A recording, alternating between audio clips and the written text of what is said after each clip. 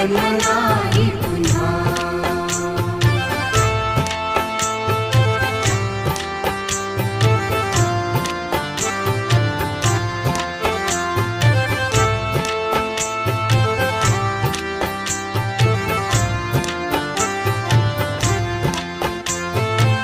हा जन्म आहे सद्गुरु कृपेचा, हा जन्म आहे सद्गुरु कृपेचा, हा जन्म आहे सद्गुरु कृपेचा। हरि ओम स्वामी समर्थ म्हणा,